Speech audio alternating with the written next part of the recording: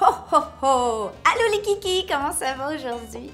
On fait une vidéo aujourd'hui d'une petite amuse-bouche ultra chic, ultra gourmand. On fait des crocs. Des crocs quoi? Des crocs-mesquois? Des crocs-mesquis.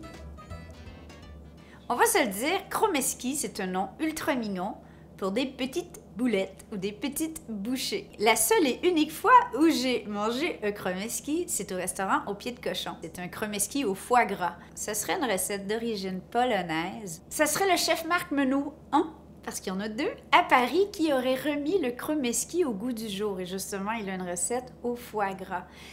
Aujourd'hui, moi, je vais faire 2 recettes. On va faire une recette avec un truc qui est la grande mode. Je vous garantis, on va en voir partout en 2022. On va faire une recette de crocs-mesquis à quoi? Oh mon Dieu! Cacio e pepe. Cacio, c'est un fromage, donc le caciotta, mais qui est connu dans le reste d'Italie comme formaggio. Formaggio. En tout cas, les Italiens, vous me corrigerez en commentaire. Un jour, je vais aller en Italie. Et donc, cacio e pepe, normalement, c'est des pâtes. On peut faire un risotto, mais donc, c'est fromage et poivre.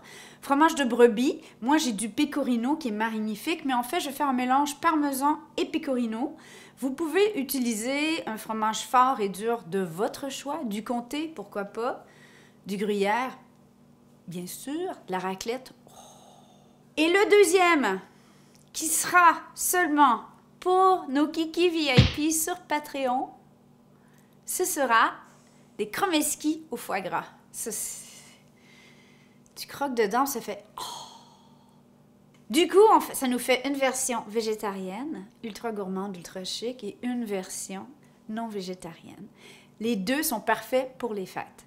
Parenthèse, est-ce qu'on a toujours des roux de fromage comme ça? Non, c'est la première fois. C'est ma première vraie roue de fromage entière. Ceci est un pecorino de l'Ontario. On l'a commandé et payé avec nos sous d'une ferme biologique de l'Ontario. Ils ont fait une annonce sur Instagram. Honnêtement, j'ai vu une roue de fromage, j'ai vu Ontario, puis j'ai fait « Press order now ». Et 3 jours plus tard, la roue arrivait chez moi en roulant. Et on ne l'a pas ouvert encore, mais on va l'ouvrir avec vous. Pourquoi une roue de fromage? Vous allez dire c'est beaucoup trop. Ben, en fait, on va le couper en quartier, puis après ça, on la met sous vide. Ça se garde 1 an au frigidaire, sous vide. Il n'y a pas de souci. Première chose, on va faire de la chapelure parce que les crocs-mesquis, ces croquettes, ou la majorité des croquettes, en fait, doivent être passées dans un appareil classique, une panure à l'anglaise, qui est en fait quoi? Farine, œuf, chapelure. Et on va le faire plus d'une fois, même pour être sûr que la croûte se tient bien et qu'on ne se ramasse pas avec un gros dégât,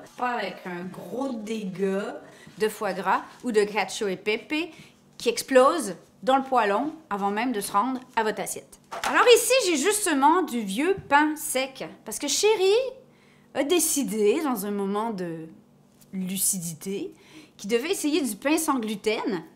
Et il a beaucoup aimé, comme vous voyez. On n'en fait que des croûtons, hein? Alors, pour ceux qui mangent, peu importe le pain, que ce soit le pain de la petite bête, du pain qui traîne, de la vieille baguette, on peut enlever la croûte, mais on dirait que moi, je m'en fous un peu. On met ça au Thermomix ou dans un robot. Et si vous voyez que des gros morceaux encore, on peut le passer dans un tamis. On veut vraiment une belle chapelure très fine. Autre idée. Celle-ci, je l'ai copiée du chef Danny Saint-Pierre à Montréal, qui serait l'inventeur de la poutine inversée. C'est comme des crocs-mesquis de poutine. C'est super bon. Momo, il est très fan de ça. Et lui, au lieu d'utiliser de la chapelure pour le 3e étape de la panure à l'anglaise, utilise des flocons de pommes de terre. Alors, je pense qu'on va tester les deux. OK? Et on va voir ensemble aujourd'hui lequel est notre favori. OK, on y va? Go! On se roule les manches. Et voici la chapelure.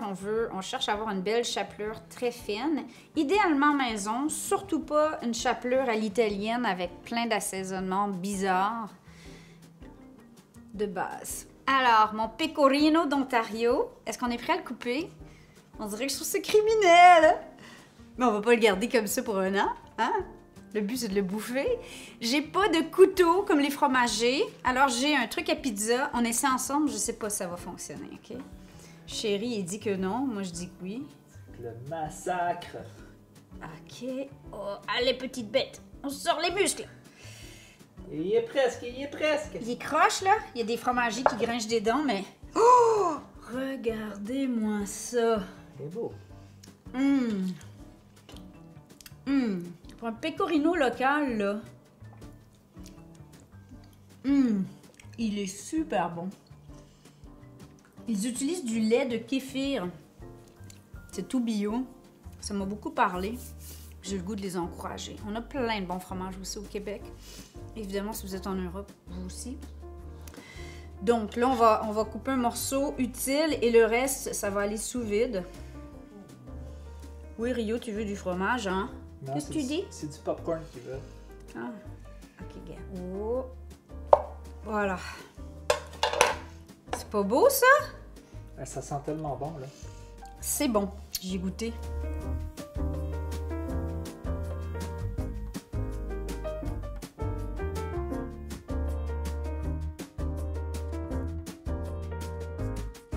Pour le cacio e pepe, je combine 120 ml de lait à 80 ml de crème épaisse, donc la 35%.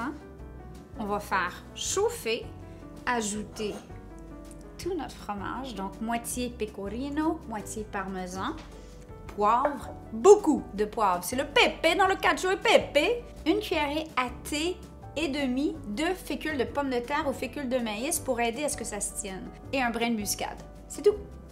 J'ai eu un flash pour une version ultra cochonne. On pourrait faire des kromeski carbonara. Et à l'intérieur, on met un petit cube de lardon, de guanciale, de pancetta, de bacon. On va tester.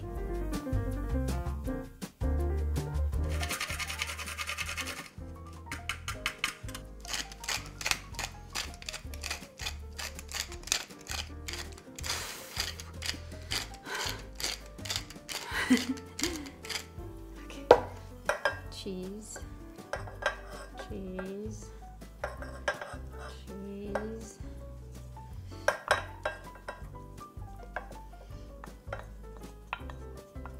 Si vous utilisez un fromage qui fond très bien, raclette, comté, gruyère, pas besoin de faire cette étape-là. Mais en version cacio e pepe, je recommande d'ajouter à ce stade-ci une cuillère à thé de fécule, soit pommes de terre ou maïs, que je vais venir délayer dans un petit ramequin avant de transférer.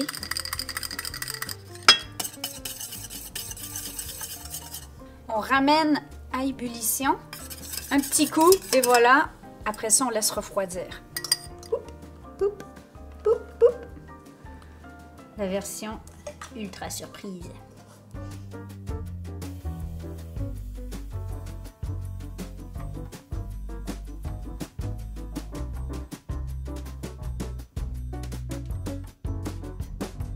Et hop au congélo. Après 2 heures, ils sont sortis comme des champions. On remet au congélo le temps de préparer notre mise en place, ok? Tu me prends un autre pince.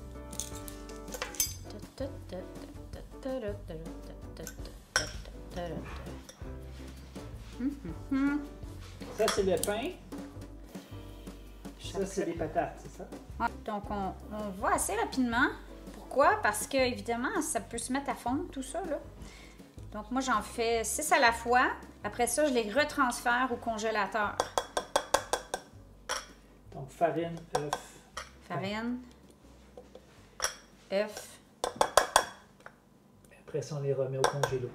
Après ça, on remet au congélo. Puis, on va essayer. On a fait 3 farines, 3 patates. C'est ce qu'on avait dit, hein? Oui. Et voilà, ça retourne au congélo pour 5-10 minutes. 5-10 minutes. On refait un deuxième étage. Pendant ce temps-là, on va commencer à préparer un poêlon avec de l'huile pour la cuisson.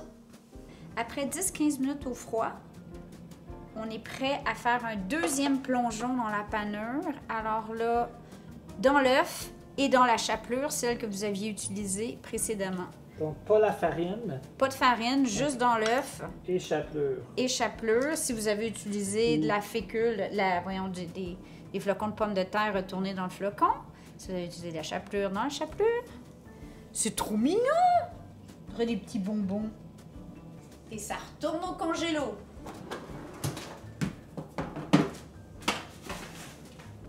Donc, tout ce que vous venez de voir là, qu'est-ce que ça vous dit? Ça vous dit que cette petite recette de chromeski peut se faire à l'avance. On ne peut pas les faire cuire à l'avance parce qu'il n'y a rien de pire qu'un chromeski qui a traîné dans le plateau de service. Hein? Non. On veut les servir chauds, à point. Mais on peut les congeler à partir de ce dernier bain de chapelure panure à l'anglaise. Donc, on les fait congeler sur la plaque comme ils sont là. Et après ça, vous pouvez les mettre dans un sac, dans un plat en plastique. Et on les sort le jour, mais en fait, quelques moments avant la réception. Et on les fait dans l'huile.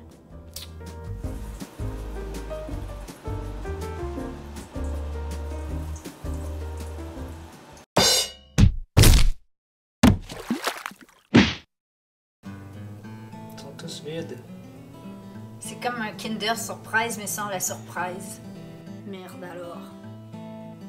Qu'est-ce qui t'est arrivé? Alors, ok. Essayez pas de faire comme la petite bête et d'économiser de l'huile en prenant un petit poêlon tout petit en vous disant comme ça va prendre moins de place. Non, non, on y va à grand bain d'huile. Ils doivent flotter. Et non, Submergé, quoi. ils doivent être submergés, les chromeski, sinon... Ben oui, on va parce que... Et pour... Ben c'est un nez en... C'est un nez en chromeski. Parce qu'en fait, on les laisse là 40 secondes, c'est ça? À peu près. Mais bon, d'habitude, je les fais en grande huile. Puis on n'a pas beaucoup d'huile qui nous restait pour la friture, alors du coup, j'ai pris un petit... On fait pas ça. Ok, donc, on recommence! Vas-y! 1, 2, 3, 4, 37, 38, 39. Oh my god! Okay. Bon, lui, on l'a ouvert pour la photo, mais moi, j'en prends un frais. OK. Tout comme ça.